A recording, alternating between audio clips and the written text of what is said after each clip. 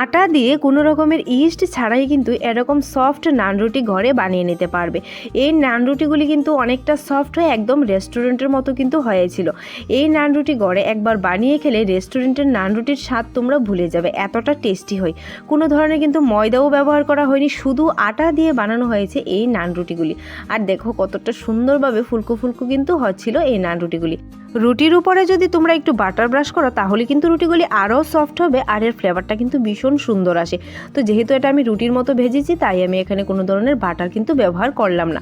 আর দেখো তো কতটা সফট হয়েছিল। এরকম নান রুটি যদি একবার ট্রাই করো তাহলে কথা দিলাম রেস্টুরেন্টের নান রুটির স্বাদ কিন্তু তোমরা ভুলে যাবে।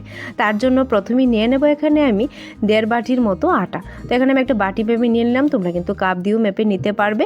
তো এখানে আমি সেম বাটির থেকে একটু ছোটো বাটি দিয়ে নিয়ে নিলাম 1 বাটির মতো টক দই, আর 3 টেবিল চামচের মতো দিয়ে দিলাম সাদা তেল, স্বাদ মতো লবণ, 1 চামচ চিনি, আর সামান্য একটু বেকিং পাউডার, সামান্য একটু বেকিং সোডা দিয়ে সবগুলি একসাথে মিশিয়ে নেব। এখানে আমি অল্প একটু দুধ প্রথমে অ্যাড করলাম, দিয়ে সবগুলি মিশিয়ে নিচ্ছি।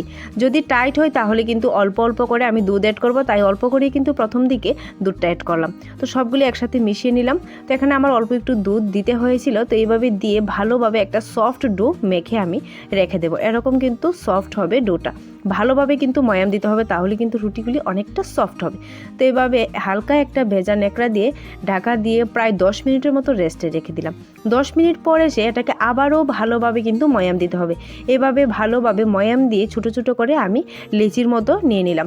তো সবগুলি লেচি কেটে নিয়ে হাত দিয়ে কিন্তু একটু মুড়ে মুড়ে আবারও একটু গোল করে নেব। তো এইভাবে আমি হাত দিয়ে একটু ভালোভাবে গোল গোল করে নিয়ে নিলাম। বলসের মতো সবগুলি বানিয়ে নিয়ে আবার সেম ভেজা ন্যাকড়াটা দিয়ে কিন্তু ঢাকা দিয়ে রাখতে হবে, না হলে কিন্তু উপরের সাইডটা শুকিয়ে যাবে। তো এরকমভাবে একটা একটা করে লেচি নিয়ে হালকা একটু আটা দিয়ে আমি একটু মোটা করেই কিন্তু বেলে নিচ্ছি, বেশি মোটাও না বেশি পাতলাও না। তো এইভাবে কিন্তু দেখতে তো পাচ্ছ যে এরকম মোটা করে আমি কিন্তু রুটিগুলি বেলেছি।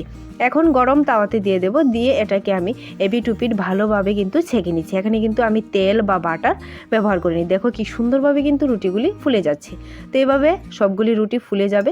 তো সেমভাবে আমি সবগুলি রুটি ভেজে ভেজে নামিয়ে নিয়েছি। তো রুটিগুলি ভেজে নিয়ে তোমাদের ইচ্ছে হলে কিন্তু বাটারও দিতে পারো। বাটার যদি উপর থেকে একটু ব্রাশ করো তাহলে কিন্তু আরও সফট হয়। তো দেখো কতটা সুন্দর হয়েছিল। তো সবগুলি রুটি আমি ভেজে নামিয়ে নিয়েছি। তো যে কোনো কষা তরকারির সাথে কিন্তু এটা খেতে ভীষণ ভালো লাগে, বিশেষ করে মাংসের সাথে এই নান রুটিগুলি খেতে একদম জমে যায়। তোমরা কিন্তু এরকম নান রুটি একবার বানিয়ে কষা মাংসের সাথে খেতে পারো, খেতে কিন্তু ভীষণ ভালো হয়, তাও আবার ইস্ট ছাড়া। দেখো কতটা সফট হয়েছিল। তাহলে এই নান রুটির রেসিপিটা একবার ট্রাই করবে, তাও আবার আটা দিয়ে, ময়দা ছাড়াই কিন্তু এই নান রুটিগুলি আটা দিয়ে বানিয়ে নিলাম। আর দেখো কতটা সুন্দর হয়েছিল আর কতটা সফট হয়েছিল।